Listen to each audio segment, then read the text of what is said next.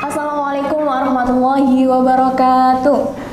Baik teman-teman sekalian, bertemu kembali bersama saya Eka Fatmala di podcast Aswaja Center Universitas Islam Lamongan. Dan tentunya kita kali ini bertemu di momen yang berbeda. Kali ini momentumnya adalah momen bulan suci Ramadan, di mana bulan suci ini adalah bulan yang penuh dengan keberkahan dan juga bulan yang penuh dengan kemuliaan. Nah, sebelumnya Eka mau sapa teman-teman dulu nih yang ada di rumah. Semoga teman-teman yang ada di rumah sehat selalu, dilimpahkan rezekinya, dan juga dilancarkan puasanya, ibadahnya di bulan Ramadan. Karena di bulan Ramadan ini bukan ajang untuk bermalas-malasan, tetapi ajang untuk berlomba-lomba menggapai keberkahan bulan Ramadan ini. Untuk itu, beberapa menit ke depan kita akan menemani teman-teman di rumah untuk menimba ilmu, berbincang-bincang terkait dengan tema kita hari ini adalah menyemai kebaikan di bulan Ramadan.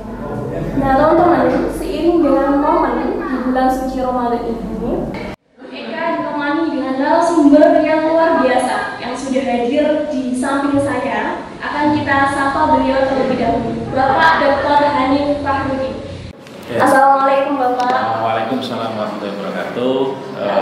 Ya, terima kasih Mbak Eka sudah mengundang saya ke sini.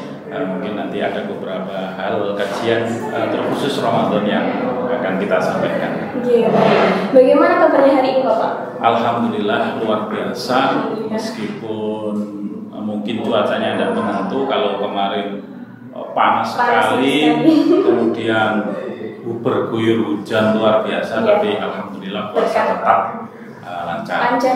Ya, alhamdulillah. Nah, teman-teman, Bapak Dr. Hanif Fahrudin ini merupakan dosen sarjana di Universitas Islam Lamongan. Selain dosen sarjana, beliau juga sebagai dosen di Pasca Sarjana Universitas Islam Lamongan ini. Dan tentunya selain beliau sebagai dosen di Universitas Islam Lamongan ini, keseharian beliau adalah menjabat sebagai sekretaris MWCNU Lamongan, Majelis Wakil Cabang Nahdlatul Ulama Lamongan. Beliau adalah senior saya di Lamongan Kota. Kemudian yang kedua, beliau menjabat juga sebagai sekretaris RMI NU Lamongan dan juga sekretaris MUI Lamongan. Beliau sekretarisnya Mbak Yai Aziz, tidak mengurangi rasa takzim kula kepada jenengan Mbak Yai, mugi sakinah dengan sehat selalu. Amin, amin. Amin. Kemudian yang keempat adalah beliau ketua Korpan Anahdiyah Lamongan. Ya. Masya Allah, luar biasa sekali Pak jam terbangnya. Super sibuk Pak hari ini. Terkait tema kita hari ini tentang menyemai kebaikan di bulan Ramadan. Nah, tentunya sebelumnya kita tahu bahwa Ramadan merupakan bulan ke-9 pada penanggalan Hijriah. Sebelum bulan Ramadan itu ada bulan Sya'ban, kemudian ada bulan Rajab juga. Nah, bulan Ramadan ini juga sering disebut sebagai Syahidul Suhul atau rajanya bulan. Kemudian bulan ini yang ditunggu-tunggu umat Islam karena hanya setahun sekali nih Pak. Maka dari itu, kira-kira Pak, apa saja keutamaan bulan Ramadan ini sehingga teman-teman dan juga kita semua itu sangat menanti-nantikan bulan yang sangat istimewa ini? Ya, terima kasih Mbak Eka. Ramadan ini luar biasa bagi umat Muslim ya, bagi umat Muslim, baik yang mampu, setengah mampu, kurang mampu, bahkan tidak mampu sama sekali. Itu Allah memberikan kabar gembira dengan datangnya Ramadan. Makanya sebagaimana yang Mbak Eka tadi sampaikan pada pengantar, Allahumma barik lana fi Rajab wa Sya'ban wa ballighna Ramadan. Orang-orang itu sangat menanti di bulan Ramadan ini. Karena apa? Ternyata kalau ditelisik ya, ada beberapa hal yang Ramadan itu menjadi sangat istimewa, menjadi bulan yang mulia di atas bulan-bulan yang lain. Ternyata kalau digali lebih lanjut bahwa Ramadan yang di dalamnya itu ada keistimewaan terutama yang nanti itu menjadikan bulan sangat mulia ini adalah dengan diturunkan Al-Quran di bulan Ramadan.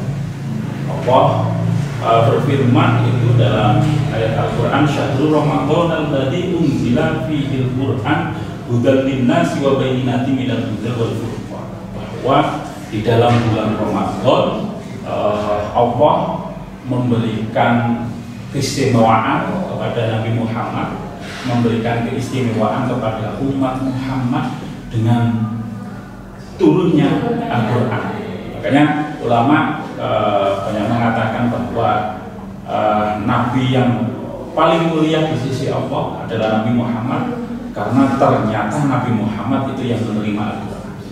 Malaikat yang paling utama adalah malaikat Jibril, karena malaikat Jibril itu yang membawa, dengan perantara malaikat Jibril wahyu itu diberikan kepada Nabi Muhammad.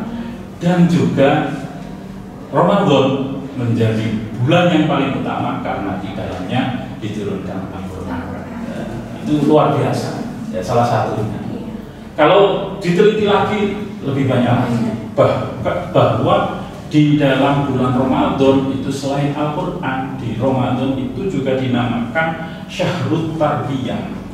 Syahrut Tarbiyah, yakni bulan untuk melatih atau bulan untuk mendidik umat muslim, karena di dalam bulan Ramadan Allah itu mewajibkan yang namanya puasa. Dan puasa itu ya tidak hanya bagi orang yang tidak mampu, tapi seluruh umat muslim yang sesuai dengan syarat dan rukunnya itu sudah memenuhi. Maka di situ ada pelatihan-pelatihan, ada untuk melatih, karena mau tidak mau orang yang puasa itu ya pasti merasakan lapar, pasti merasakan dahaga, pasti merasakan kesusahan. Maka di situ ada pendidikan-pendidikan yang diberikan oleh Allah melalui bulan ini, dan juga di dalamnya kita diwajibkan puasa. Oh, ternyata misal orang yang kalian mungkin merasakan bagaimana kelaparan itu, bagaimana kehabisan itu, bagaimana kepayahan untuk terus mendekatkan diri kepada Allah, mulai terbitnya fajar sampai tenggelamnya matahari. Dia itu harus menahan, dan itu semuanya. Dan itu pendidikan yang diberikan oleh Allah. Selain itu ternyata ketika kalau kita gali bahwa dalam bulan Ramadan itu adalah ada Syahrul Ukhuwah, yakni bulan persaudaraan. Dan juga nanti di dalam Ramadan itu pasti orang-orang akan berlomba untuk beribadah kepada Allah. Makanya juga dinamakan Syahrul Ibadah. Nah, ibadah di bulan Ramadan ini baik kan? Tidak hanya ibadah yang mahdoh saja, ibadah yang hubungannya dengan Allah saja, tapi juga ibadah yang hubungannya dengan sesama manusia. Yakni hablum minanas, tidak hanya hablum minallah, tapi hablum minanas. Karena ternyata ketika ditulis kita kan berlomba-lomba beribadah. Sholat kita ketika waktu bulan Ramadan, sholat 5 waktu yang mungkin biasanya sebelum Ramadan atau di luar Ramadan itu tidak jamaah, kita alhamdulillah di bulan Ramadan ini jamaah, lomba-lomba berjamaah. Dan sholat yang sunnah yang mungkin di luar bulan Ramadan kita kepayahan, sangat payah. Apalagi sholat tarawih itu jumlahnya 20 rakaat dan ditambah 3 witir. Itu kalau kayaknya di luar bulan Ramadan payah gitu. Tapi alhamdulillah ini terletak di bulan Ramadan, manusia-manusia umat muslim berlomba-lomba kepada ibadah kepada Allah. Dan juga ibadah tidak langsung berhubungan dengan Allah, tapi berhubungan dengan manusia. Karena di dalam bulan Ramadan Allah mewajibkan umat muslim seluruhnya, meskipun itu baru lahir, seluruhnya itu untuk menunaikan yang namanya zakat fitrah. Nah, kalau dilihat zakat fitrah itu ibadah kepada Allah karena perintahnya, tapi bersentuhan dengan sesama manusia. Dan juga ada sedekah, memberikan takjil dan lain sebagainya. Dan ini Mbak Eka kalau lihat syahrul ibadah yang dilakukan oleh umat muslim itu sungguh luar biasa. Antara musola satu dengan musola yang lainnya itu saling bersahutan untuk melakukan taraweh, untuk melakukan tadarrus, untuk melakukan pengajian-pengajian yang mendekatkan diri kepada Allah. Dan kalau kalau nyambung dengan aswaja di syahrul ibadah ini, syahrul Ramadan, syahrul ibadah, khususnya di warga Nahdlatul Ulama, di mahasiswa yang ada di Universitas Islam Lamongan yang berpegang teguh kepada ajaran Ahlus Sunnah wal Jamaah An-Nahdliyah, itu tarawehnya itu 20 rakaat mereka. Ya. 20 rakaat mereka ya. Jadi syahrul ibadah dan ibadah kepada Allah di sholat sunnah tarawehnya itu 20 rakaat. Ini saya sampaikan karena apa? Rasul menyampaikan alaikum bisunnati wa sunnatil khulafaur rasyidin, berpegang teguhlah kepada sunat Nabi, ya, apa yang dilakukan oleh Nabi, baik itu qauliyah, fi'liyah, takririyah, tapi tidak berhenti di situ, ternyata wa sunnatil khulafaur rasyidin, dan sunnah para khulafaur rasyidin. Nah, yang melakukan sholat sunnah taraweh di dalam bulan Ramadan, syahrul Ramadan, dan juga syahrul ibadah ini adalah Sayyidina Umar bin Khattab yang mengadakan sholat sunnah taraweh secara bersamaan, jumlahnya 20 rakaat.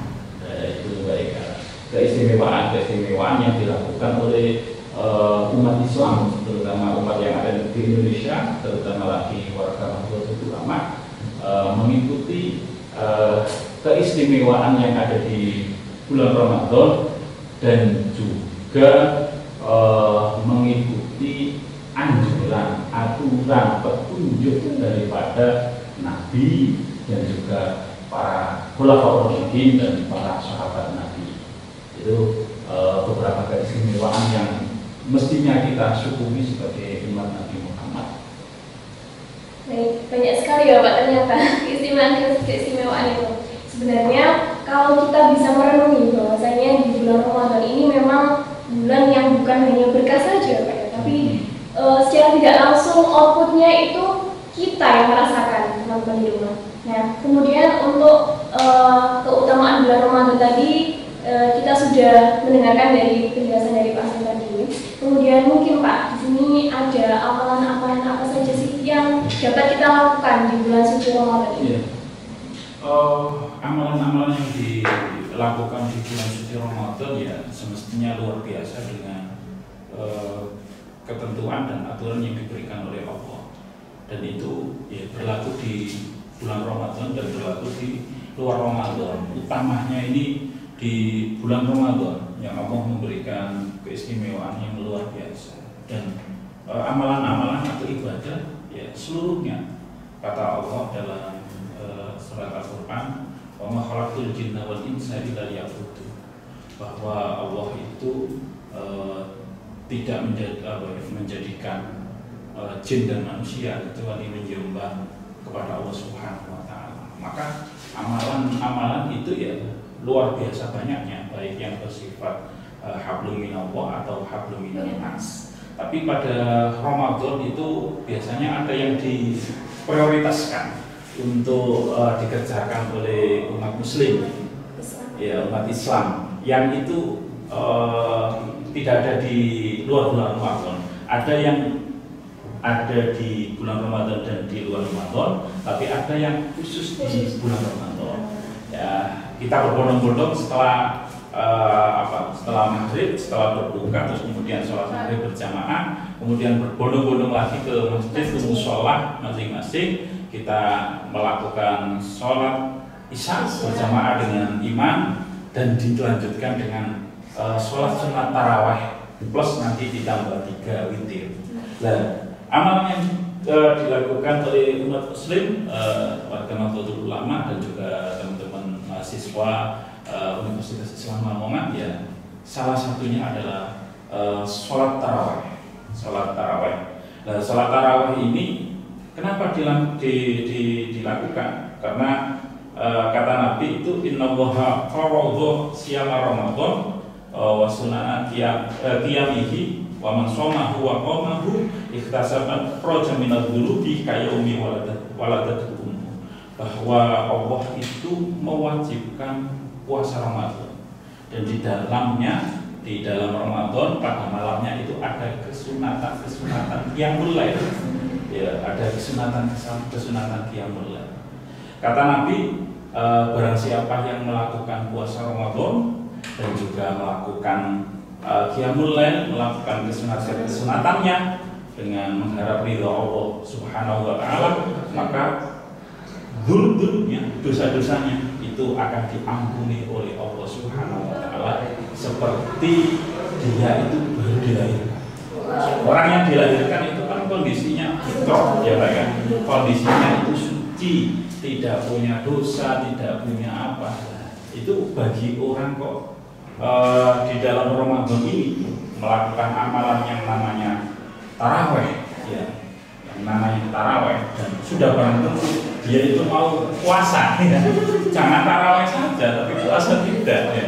Dia itu puasa, terus kemudian dia itu qiyamul lail, melaksanakan sholat tarawih, melakukan sunnah-sunnah Allah dengan ikhtisaban, mengharap ridho dari Allah Subhanahu wa taala, maka dia itu akan diampuni dosa-dosanya oleh Allah seperti dia itu baru dilahirkan. Selain amalan di Ramadan yang tarawih itu ada iktikaf. Iktikaf itu berdiam diri di masjid, apalagi di 10 terakhir bulan Ramadan.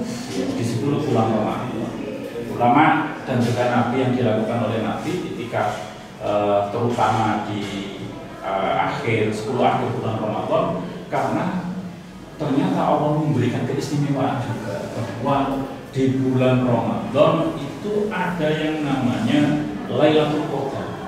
Lailatul Qadar yang itu setara dengan 1000 bulan. Ya, setara dengan 1000 bulan. Nah, ketika orang kok pas ketepatan ibadah, ketepatan juga pada malam Lailatul Qadar, maka bilangannya apa yang dilakukannya dan secara otomatis nanti pahalanya itu ya setara ibadah 1000 bulan. Itu kan luar biasa. Nah, itu yang dilakukan oleh Nabi, oleh para ulama salaf dalam menjalankan ibadah. Itu ada tarawih, terus kemudian ada iktikaf. Selain itu, karena tadi sudah saya sampaikan bahwa di bulan Ramadan ini selain ibadah hablum minallah, itu juga hablum minannas. Maka kita dan mudah-mudahan selalu istiqomah berlomba-lomba untuk melakukan kebaikan, terutama pada bulan Ramadan ini memberikan sedekah kepada sesama muslim, kepada manusia. Itu baik nanti berupa yang kecil-kecil haji, terus kemudian apalagi memberikan kurma, memberikan minuman, walaupun tidak dengan uang. Tapi apa yang besar tidak boleh, malah dibolehkan, malah dianjurkan itu. Uang kecil-kecil aja sangat dianjurkan, apalagi yang besar. Ya, bagi yang mampu, misal kok menyumbangkan masjid, sedekah ke masjid, uang berupa uang yang besar, ya malah lebih baik. Dan selain itu di amalan di bulan Ramadan, dan ini nanti menjadi kewajiban, baik itu bagi yang sudah dewasa ataupun yang baru lahir, itu adalah di amalan di bulan Ramadan itu adalah melaksanakan atau menunaikan yang namanya zakat fitrah. Nah, zakat fitrah ini sebagai penyuci dari orang yang berpuasa, mungkin dari minal lahwi warrofas, dari lahwi dan melakukan keburukan. Maka untuk menyempurnakan kebaikan, keistimewaan dan ibadah di bulan Ramadan ini umat Muslim yang ada di dunia, khususnya di Indonesia, khususnya di Lamongan dan teman-teman yang ada di universitas ini diwajibkan, di Universitas Islam Lamongan diwajibkan oleh Allah untuk zakat, menunaikan zakat fitrah, yaitu amalan-amalan yang nantinya bisa kita kerjakan semuanya. Semoga kita bisa mengerjakan apa ya? Iya, oke. Nah ini menarik Pak, seperti yang dengan sanjangi tadi. Sebentar lagi kita akan memasuki setengah bulan Ramadan, malam ke-15 atau 10 akhir di bulan Ramadan. Nah biasanya malam Lailatul Qadar seperti yang dengan sanjangi tadi, bahwasanya malam Lailatul Qadar itu kan paling dicari sama teman-teman, paling di akhir Ramadan. Nah sehingga kadang ibadah itu teman-teman itu hanya di malam-malam tertentu, biasanya di malam-malam ganjil seperti itu. Nah itu menurut Bapak sendiri bagaimana? Iya, dan itu memang dia tidak salah, tapi ya jangan melupakan awal-awal Ramadan, melupakan awal-awal Ramadan. Karena tidak salahnya ya sebagaimana yang saya sampaikan bahwa Nabi itu etika, maksudnya lebih giat lagi untuk ibadah kepada Allah itu diceritakan ya asrul awakhir 10 akhir di bulan Ramadan itu lebih giat, dan juga ada beberapa ulama menyampaikan bahwa Lailatul Qadar itu ya di malam-malam ganjil, tapi secara pasti dan tidak ada ulama yang memastikan, kan hanya kira-kira saja, kira-kira itu kan ya kadang benar kadang tidak ya. Dan Allah itu memang tidak memberikan kepastian kapan datangnya Lailatul Qadar karena di dalam ayat Al-Quran bahwa Lailatul Qadar itu setara dengan 1000 bulan. Itu tidak memberikan pasti. Supaya apa? Bahwa umat Muslim melakukan ibadah kepada Allah, puasa terus kemudian malamnya itu qiyamul lail, malamnya itu iktikaf, malamnya itu zikir, malamnya itu qiraah qiraatul Quran gitu. Terus membaca Al-Quran atau membaca zikir-zikir yang yang masyhur itu biar terus continue. Ya, biar nggak dipilah-pilah. Makanya alhamdulillah secara istiqomah di musola, di masjid itu dilakukan tadarus Al-Quran. Nah itu mulai malam pertama mau masuk di bulan Ramadan sampai nanti menjelang akhir Ramadan terus continue dilakukan tadarus. Nah hal-hal ini yang semestinya mengilhami kita untuk beribadah kepada Allah itu tidak hanya pada akhir-akhir Ramadan, tapi ya sejak awal Ramadan kita giat berzikir, qiraatul Quran, membaca Al-Quran, qiyamul lail.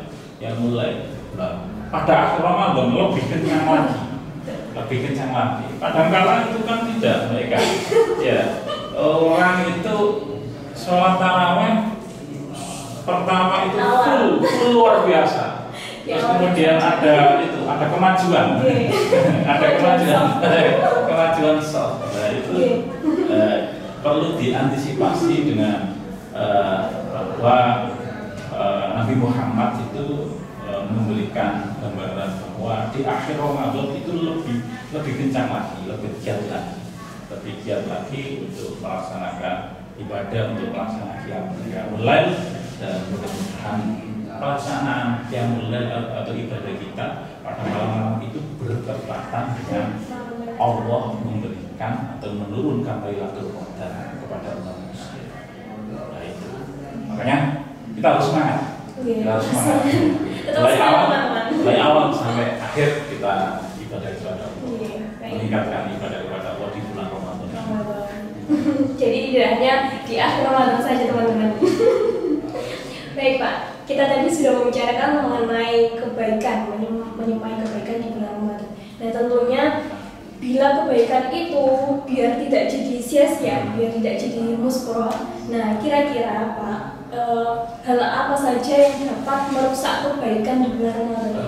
Iya baik, ini sesuatu yang memang harus kita antisipasi. Karena Rasul sendiri itu selain menggambarkan tentang hal-hal yang istimewa di bulan Ramadan, Allah menggambarkan yang istimewa yang nantinya akan didapatkan oleh umat muslim, umat Nabi Muhammad, kita semuanya. Tapi juga Rasul menggambarkan hal-hal yang perlu itu dijauhi biar ibadah kita, puasa kita tidak sia-sia, tidak rusak. Makanya Rasul SAW itu menyampaikan seperti ini dalam sebuah hadis. Kam min sha'imin laisa lahu min siyamihi illal ju' wal 'atash. Itu gambaran Rasul untuk kehati-hatian kita. Bahwa Rasul menyampaikan juga banyak sekali orang-orang yang berpuasa, tapi puasanya itu hanya sebatas ju' dan 'atash, hanya sebatas lapar, hanya sebatas haus. Mendapatkannya itu hanya sebatas lapar, mendapatkannya hanya sebatas haus, tidak sampai mendapatkan pahala dari Allah karena melakukan sesuatu yang itu merusak daripada pahalanya puasa. Nah itu yang perlu kita hindari apa? Yang pertama itu ya menggunjing.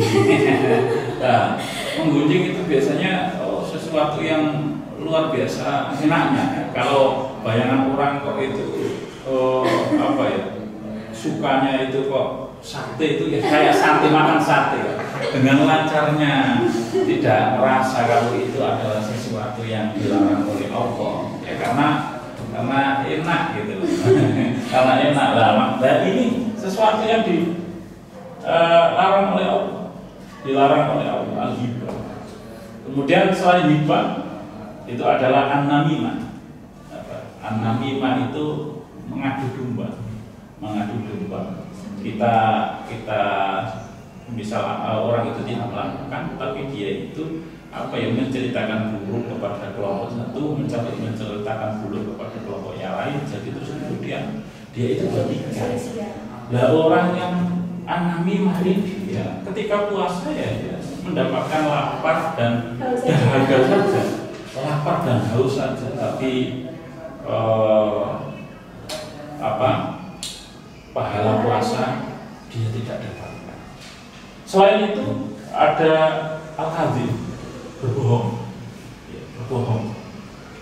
Apakah itu berbohong kepada orang tuanya? Apakah berbohong kepada gurunya? Apakah kalau punya suami istri, apakah berbohong kepada suami istrinya? Berbohong. Dan orang yang berbohong ini puasanya tidak akan mendapatkan pahala dari Allah. Yang selanjutnya itu yang merusak juga puasa itu ada an-nadhru bisyahwat. Jadi dengan melihat lawan jenis itu dengan syahwat. Nah, ini makanya biasanya dihindari oleh ulama-ulama dengan memperbanyak etika di masjid, memperbanyak baca zikir, memperbanyak baca wirid dan lain sebagainya. Terus kemudian yang selanjutnya wal-yamin wal-kadhib, ini bersumpah tapi sumpahnya itu palsu. Nah ini juga merusak daripada pahala puasa.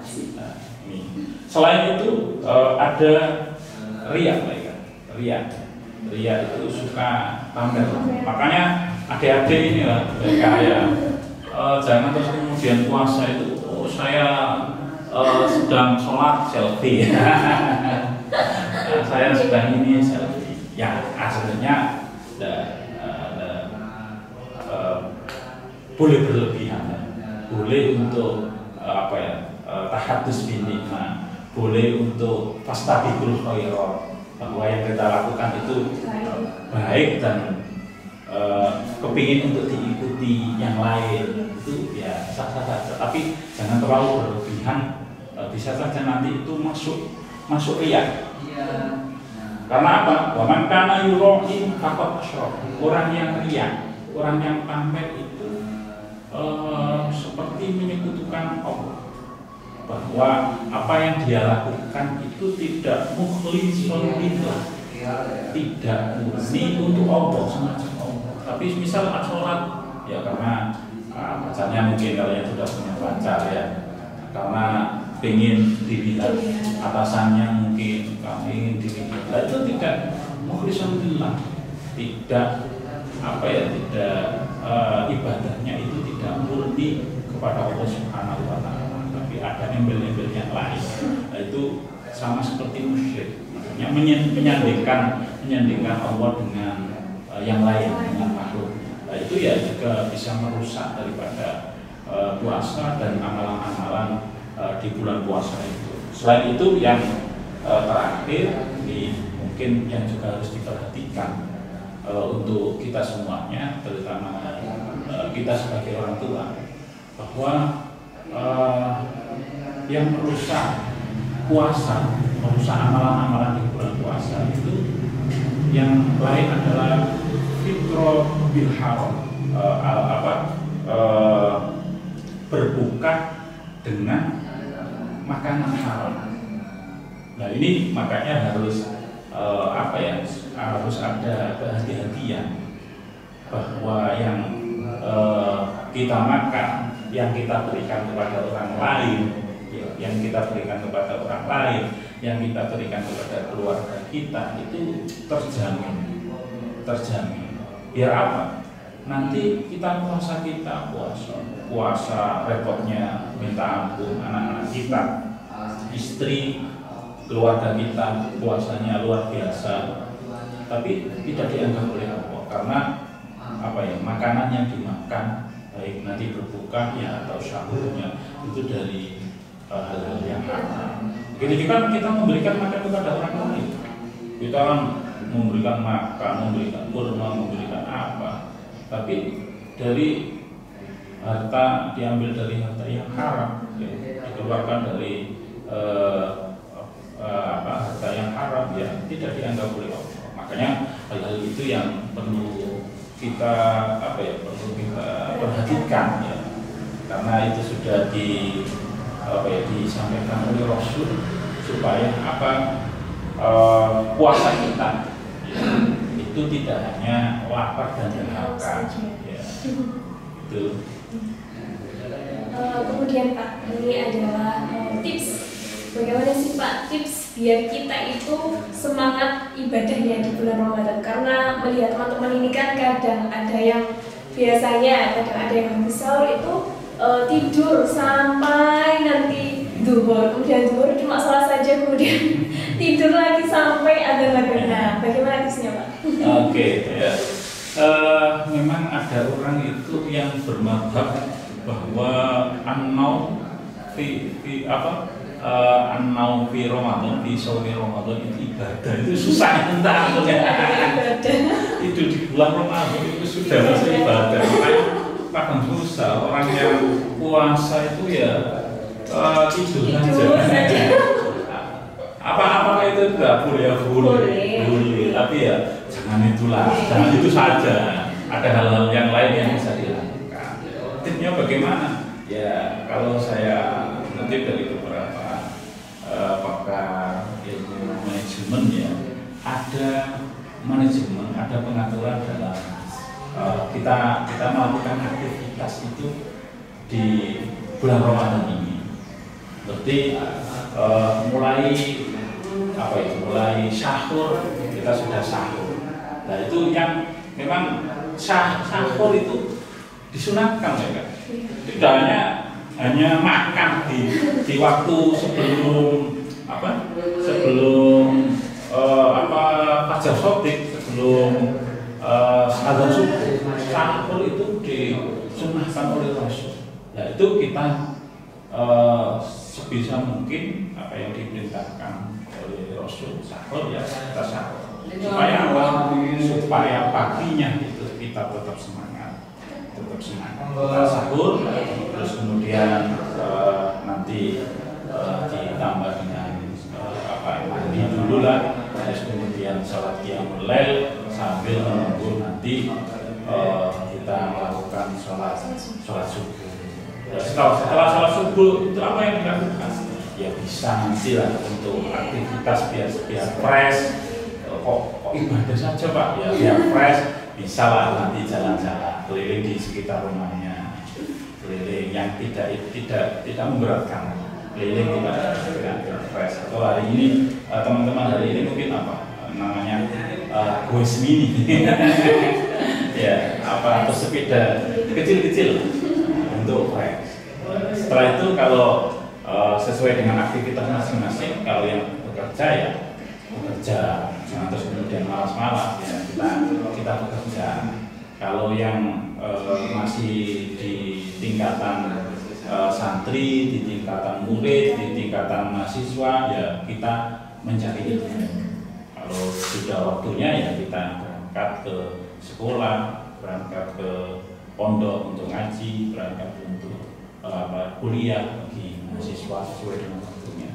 Sampai kemudian itu ya kita sampai ibadah kepada Allah lagi di duhurnya.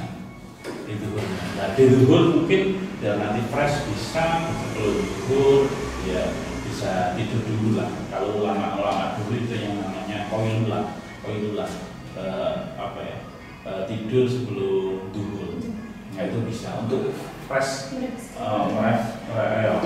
berikutnya biar nanti setelah duhur nanti mungkin ada dilanjut dengan ngaji, yang ngaji dilanjut dengan yang kerja mungkin sampai jam 3 itu bisa dilanjut sampai kita nanti ibadah lagi kepada Allah untuk sholat asar, terus kemudian biasanya sore setelah sholat asar itu ya tergantung masing-masing, baik kan? Ada yang mungkin ngabuburit ya boleh saja lah. Yang terpenting itu sesuai dengan aturan agama, sesuai dengan aturan negara, tidak melanggar. Nah, itu untuk apa ya supaya puasa kita enjoy, puasa kita semangat, tidak terbebani bahwa apa yang diperintahkan oleh Allah itu ya bisa kita laksanakan dengan semaksimal mungkin dan tidak membebani umatnya sampai kepada nanti kita buka puasa dan buka puasanya ya dengan yang manis-manis dengan kurma misalnya. Kemudian ini mungkin terakhir Pak, mungkin dari Pak Hanif sendiri ada quotes, ada kata-kata motivasi untuk teman-teman yang ada di rumah supaya istiqomah dalam menjalankan ibadah atau menyemai kebaikan di bulan suci Ramadan ini. Apa ya? Sederhananya itu al-ajru bi qadri bahwa kepayahan itu yang nanti akan sebanding dengan hasil yang kita peroleh. Kalau kita mau puasa dengan segala apa yang disunahkan oleh Allah, maka juga kita akan mendapatkan apa yang dijanjikan oleh Allah dan Rasulnya. Maka kita harus semangat. Dan kalau orang dulu ingin jadi apapun, ingin sukses di dunia apapun, atau ingin berkah dalam hidupnya, maka ya tidak boleh meninggalkan yang namanya puasa, terutama lagi puasa wajib di bulan Ramadan ini, mereka. Baik, terima kasih Pak Hanif. Teman-teman sekalian, teman-teman yang ada di rumah, sudah tidak terasa Pak Hanif, sudah berakhir perbincangan kita Thalabul Ilmi pada hari ini. Dalam kesempatan yang istimewa ini, mari kita manfaatkan setiap kesempatan yang Allah berikan kepada kita. Mari kita memperbanyak ibadah, amal kebaikan, dan juga doa-doa kita. Dan mari kita bersyukur kepada Allah Subhanahu wa Ta'ala atas segala nikmat dan karunia-Nya, karena belum tentu tahun depan kita bisa beruntung teman-teman untuk kembali bertemu dengan bulan suci Ramadan ini. Semoga kita bisa dipertemukan kembali dalam keadaan yang lebih baik tentunya. Amin. Amin. Tak lupa juga saya ucapkan banyak terima kasih kepada narasumber kita, Bapak Dr. Hanif Fakhruddin, atas kesempatan dan waktunya Pak, atas ilmu yang diberikan. Semoga sehat selalu, lancar-lancar aktivitas kegiatannya. Semoga juga kita bisa bersua di lain waktu. Oke, siap. Saya pribadi selaku host bersama kru Aswaja Center Universitas Islam Lamongan mengucapkan selamat menunaikan ibadah di bulan Ramadan ini, dan juga mohon maaf bila ada salah tutur, kata, dan tingkah yang kurang berkenan. Jika ada kelebihan, semua itu datangnya dari Sang Pengasih. Bila ada kekurangan, semata-mata karena keterbatasan dari diri saya sendiri. See you next time and thanks for attention. Wabillahi taufiq wal hidayah, waridho wal inayah. Wassalamualaikum warahmatullahi wabarakatuh.